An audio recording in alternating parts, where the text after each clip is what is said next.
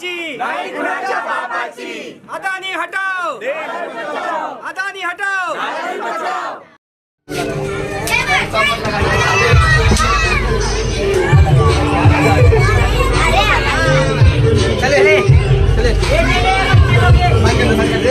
कुछ पूछना तो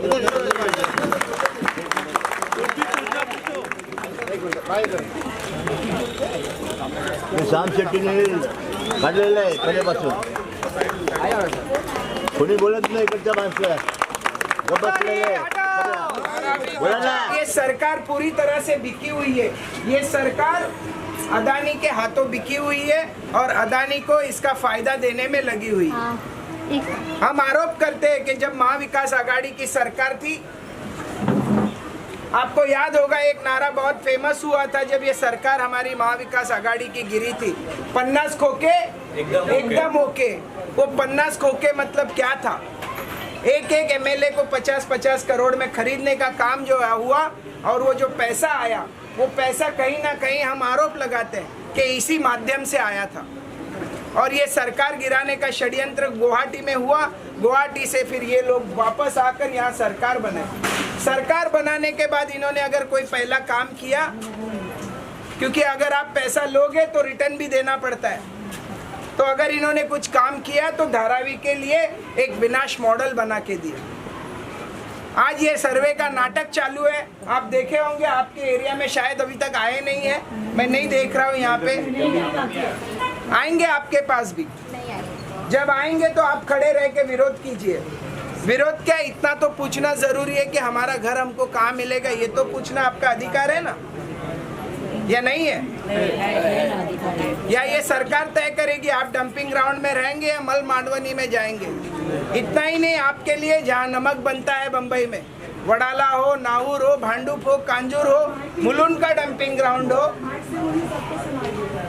माइक नहीं है, मैं तो मुलुंड का डंपिंग ग्राउंड हो, तो ऐसी जगहों पे हमको ढकेलने का ये प्रावधान कर रही है. तो मेरा आप लोगों से एक सवाल है, क्या आप तैयार है डंपिंग ग्राउंड जाने के लिए? आपको घर कहाँ चाहिए? अरे इतना धीरे से बोलेंगे तो जरूर भगा देंगे. राजू भाई, जिस तरह से आज गली गली जाकर लोगों को आप बता रहे कि DRPPL का मकसद क्या है, क्या चाहते वो लोग, लोगों को आप अवगत करवा रहे हैं, क्या वजह है कि इस तरह का जो पॉलिटिशियन खेल खेला जा रहा है, जो पॉलिटिशियन के पीछे से धारावी करों को फंसाने का जो काम चल रहा है, उस पर आप क्या कहेंगे? नहीं, ये सीधा सीधा मैं कहना चाहता हूँ, ये लोग विरोधी पार्टियाँ कहती है कि ये धारावी विकास मॉडल है, पर हमारा साफ तौर पे कहना है कि ये धारावी विकास नहीं, धारावी करों का विनाश मॉडल है. इसका मैंने GR भी आपको पढ़ के दिखाया कि किस तरह से अपात्र होने वाले लोगों को किस तरह से इस भाषा का प्रयोग करते हैं. तो GR बनाने का जो सरकार का ये होता है, GR जब बनता है तो सरकार को ये समझना चाहिए कि ये आम लोगों के लिए बना है, ना कि किसी बिल्डर के लिए. पर इसे पढ़ने के बाद ये हमको ऐसे लगता है कि ये सिर्फ एक बिल्डर के लिए संरक्षण देने का काम किया है इस GR के माध्यम से.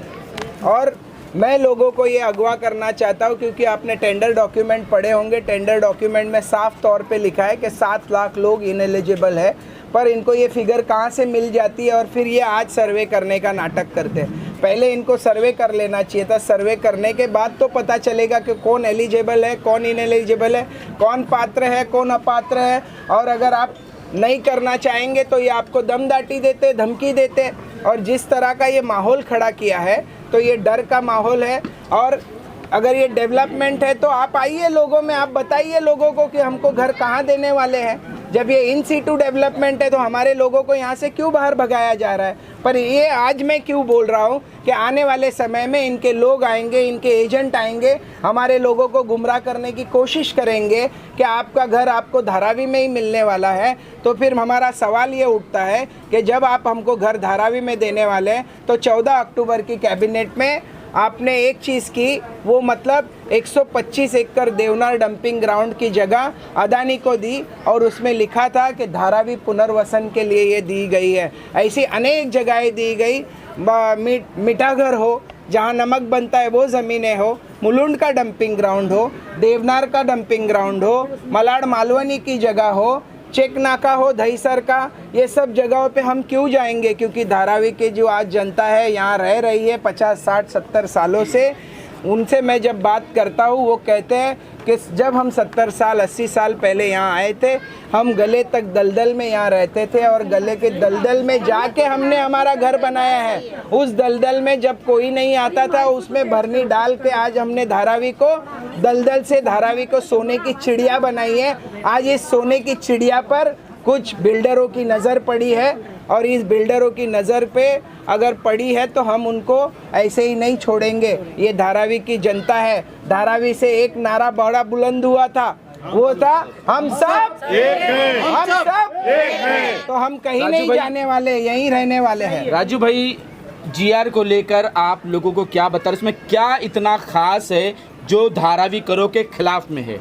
आप अगर जीआर देखेंगे, ये जीआर निकाला है 4 ऑक्टोबर 2024 धारावीतील अपात्र झोपडी धारकांची साठी परवडणारी भाडे तत्वावरील घरे देण्याच्या योजनेबाबत। अगर उसमें आप पॉइंट पढ़ेंगे, ये जीआर का मतलब होता है कि लोगों को संरक्षण देना, ना कि अदानी के जो गुंडे आएंगे उनके अधिकारी। शब्द का इस्तेमाल बरे होशियारी से किया है कि चांगल्या हेतूने केलेल्या कारवाईला संरक्षण। या योजनेअंतर्गत चांगल्या हेतूने केलेल्या किंवा करण्याचे हेतू असलेल्या कोणत्याही गोष्टीसाठी धारावी पुनर्वसन प्रकल्प केलेल्या अधिकृत केलेल्या कोणत्याही व्यक्तीविरुद्ध मिळकत व्यवस्थापन कंपनीसह कोणताही खटला किंवा इतर कायदेशीर कारवाई केली जाणार नाही। मतलब कि अगर आप पे अगर किसी अच्छे हेतु से या गुड फेथ से आप पर कार्रवाई की गई उनके माध्यम से या उनके किसी आदमी के माध्यम से, तो आप कोई कोर्ट नहीं जा सकते या आप उनके ऊपर कोई कार्रवाई कर नहीं सकते, कायदेशीर कार्रवाई नहीं कर सकते। इसको आप क्या मानते हैं? ये तुगलकी जीआर है। हम यहाँ संविधान मानने वाले लोग हैं। इस देश में संविधान आज भी है और हमको जैसे लोकसभा के टाइम हमने ये कहा था कि ये सरकार जब 400 पार का नारा दे रही थी, इनका एक ही मकसद था, इनको संविधान बदलना था और ऐसे ये सब जीआर निकालने थे।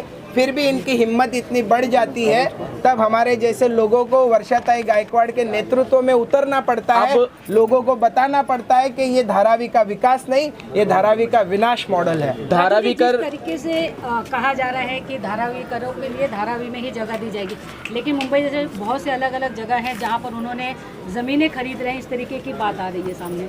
नहीं, वही मैंने कहा कि ये इनके नेता लोग आकर कहते हैं कि धारावी में ही घर दिया जाएगा धारावी करो को। पर हमारा सवाल यही है, जब आप ये जब बताते हो, पर फिर ये ज़मीनें काय के ले रहे हैं? और कल ही हमारे कुछ कार्यकर्ताओं ने जब उनके लोगों के साथ विरोध किया तो वो हमको कहते हैं कि आपके पास जीआर है क्या, बताइए जीआर है क्या। अरे जीआर हमारे पास कैसे होगा भैया? जीआर आपके लोगों के पास होगा, आपकी सरकार के पास होगा। आपको लाना चाहिए ना, हमारे सवालों का तो जवाब देना पड़ेगा, क्योंकि ये हमारा घर है और हमारे गरीब जनता के पास एक ही झोपड़ा होता है, एक ही मकान होता है, एक ही छत है।